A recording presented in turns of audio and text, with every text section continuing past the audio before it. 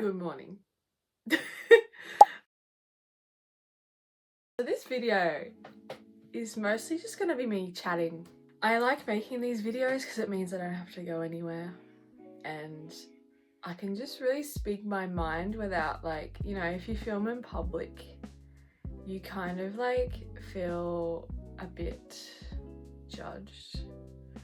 Yeah, that's how I feel anyway. I feel just weird whipping out a camera or like my phone and just filming, and it's like there's people. But yeah, so these are the things I wouldn't necessarily change, but I would probably do in a different way. I have a script today, by the way. Those who don't know me, I'm Vi. I'm a little business owner. I have a shop called CD Bun. I sell like stickers, keychains, prints, and other miscellaneous strawberry themed items. I've been an artist for quite some time, probably since high school, so that's about like 5+ years. But I really got into digital art like last year, since I got an iPad, and I've loved it ever since. So yeah, my little shop is here if you are interested in supporting me. I wanted to like do a bit of reflection in today's video about the past year and what I would do differently if I was to start my business today. So these are like basically opinions, they're not really facts, they're basically subjective to me, but I feel like because I'm an artist, it would help other people, but also artists, to navigate their way through the business world. I am still not very much a expert in these things. I am still learning. It's only been about a year, but I thought this would be helpful for you. So like this video really just makes your process smoother and yeah, not making the same mistakes I did. Number 1, bookkeeping.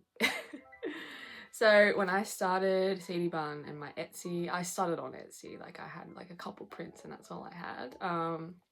And just one consignment, which is still running today. It's easy to forget when starting finances because you're kind of like, I just want to start. I just want to buy this, buy that. I want to make this, make that. And you really need like a bookkeeping or Excel spreadsheet or something like that to record your finances and expenses and income, because there will come a time where you need to analyze these figures, and if you don't have the figures and they're all over the place, it's really annoying. So I recommend bookkeeping because it's really helpful. I use Zoho Books. It is a subscription one, but I find it really helpful because you can like categorize your expenses, you can see it in the graph, but there's probably better options out there, honestly. But I like to see where my money's going at a glance, and you can also connect it to your bank account and you can see everything basically.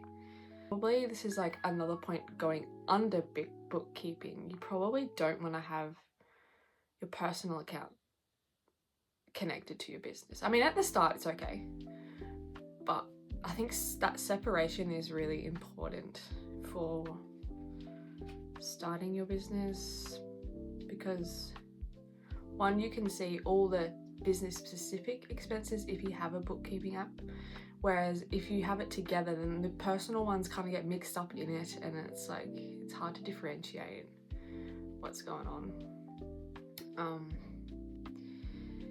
I think just having an app or some sort of record keeping it's just gonna save you time in the long run, because then you don't have to do it all at once for taxes and stuff. Like, I'm honestly not making that much yet, but it's still good to see where the money's going and where the money's coming from. So I really recommend bookkeeping. Just sneezed. God, I don't know what that was, but you did not want to see that. Anyway, advice number 2 I would give myself is to do themed shop drops or shop updates. Now, up until now, really, I've been doing random kind of shop updates with no set theme. People love to see theme stuff. I realized that after doing my first themed shop update, which is going okay. But it just gets more interest because there's like a purpose to your update. So my recent one was summer themed, and it's very relevant to the weather now in Melbourne. I feel like just even narrowing my idea down, it just gets more interest in general. This kind of relates to markets as well, which is my third point. Having theme stuff for markets is really good, like for Christmas or Valentine's or stuff like that. It's really good to just get more sales, really. I'm constantly referring to my script here, by the way. I'm also working on actually looking at the camera for this because it's on my iPad, and I like to look at myself to make sure I'm looking okay, but now I have to look at the camera and it's a bit... anything more on themed shop drops? I don't know, I think they just generally do better. Like, because they have a all connection to the same thing, right? If it's random, it's like people don't know what's going on. Like, is it for Valentine's? Is it for Easter? Like, you've got an egg and you've got a Christmas tree. Like, how do they relate? So I feel like they probably do relate in some way, but I feel like having, themed shop drops is what I would do going forward. But yeah, back to point number 3 is local markets and events. Now, you probably want to go straight into conventions. Like, you're thinking, I want to do convention, but no. Local markets are so valuable to get within your community, and also they're cheaper. Like, conventions are so expensive, like $300 or more. What? But yeah, if I was to give advice to myself, I would start these events as soon as possible, because there's no need to go big at first. There's no need to be this grand thing of like, oh, I'm doing this huge event, like, come see. No, we are doing this gradually. We are taking it a bit more chill, and you probably don't have enough stock when you start off to do a convention anyway, so just start with your local event. Search up art markets in my area. I'm sure there's at least one or one nearby. I just would give this advice to myself because 1, it's easier to get to, 2, it's cheaper, 3, you just get to make friends, and they're nearby most of the time, so you can do a bit of networking there too. Also, just really nice to meet people, full stop, like in your area, like people you didn't even know were here. Yeah, that's my advice. Okay, number 4, your like shop front, online shop front. I would give my advice, don't use Etsy because it's good to start out for like the first month, but after that I would not use it, mostly because of the fees. The fees are very high. Like, when you sell something, there's like, I don't know, a shipping fee, a tax fee, all these other fees, and it does add up. Even though it seems like a few cents, it does add up. And then you gotta have a listing fee, and then there's advertising fees, and there's all these other fees, and it's really annoying. So I would not recommend Etsy if you're starting up, because you don't have the funds for that.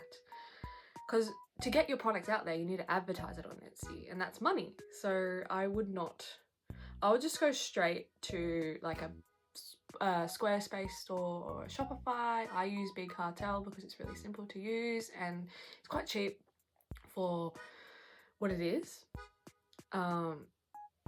Yes, and plus Etsy nowadays is full of AI generated art, and also just drop shipping. Like, people just resell on there, and it's not, I don't really want to compete with that. So I mean, good luck if you want to start with Etsy. But I wouldn't recommend it to myself. I would just put all my focus into my own personalized store.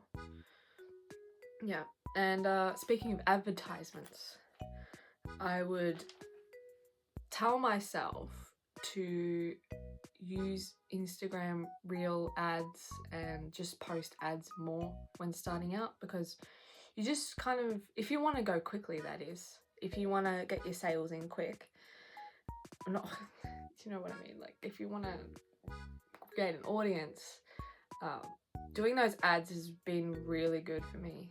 So I would recommend doing the ads as soon as possible, even if it's just like a couple dollars a day.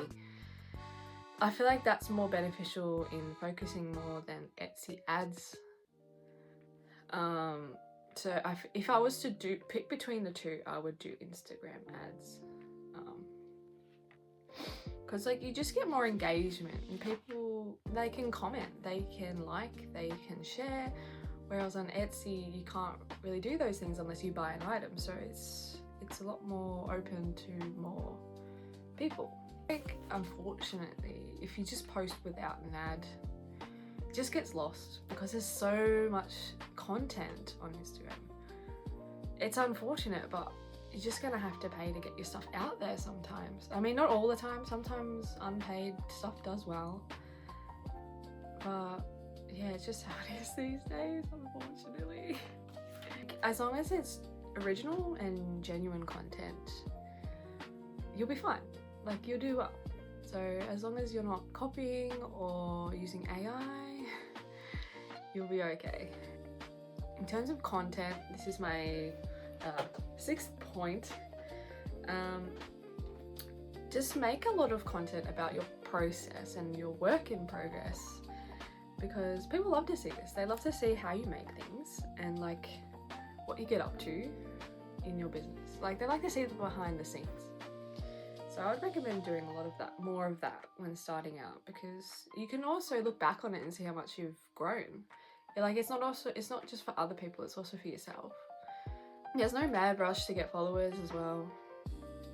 I'm still in this mindset of like, I need people, my audience, but there's no rush. Like, if you think about it, like, there's small accounts, but they get so much more they earn so much more with a small audience that they're really catering to, whereas someone has like thousands of followers and they don't get one sale. So it's really about the engagement and how you treat your audience, because they're an audience. They're there to be like interested in your stuff, and I feel like if you don't give them what they're craving, they're just gonna go, because you haven't engaged with them. Seventh point is networking.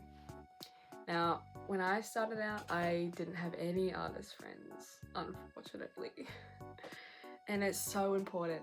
Like, even just making a few new friends is really rewarding, because you can chat about business related stuff. Because my regular friends wouldn't have any idea what I'm doing about that. But if you have business friends, it's really great, because you have someone to relate to, you have someone to look for advice. You also don't feel alone when you're doing your little gig. It's good to have other people there, because like, it's just great to make connections and have that support as well if you ever need some help.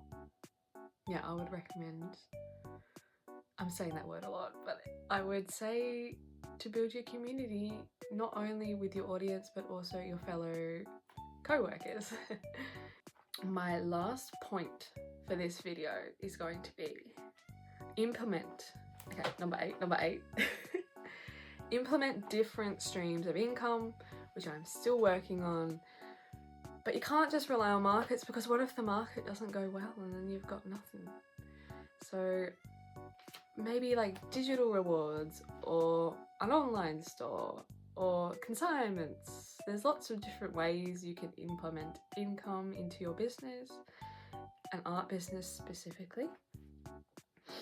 Only relying on your physical products is not the way to go, because it might not do well, and it's not your fault, but it's not really a good idea, is what I would say to myself back then. Here's all the advice I would give myself if I was to start my business today. Thank you for watching. I really hope this was a short and sweet video to help you out on your artist journey. If you have any comments, please let me know in the comment section. Like if you have any opinions or thoughts on this video. I'd love to see you again, so if you could subscribe if you like this video, please do. Yeah, I really hope you have a great day, and I'll see you next time. Stay cute and creative.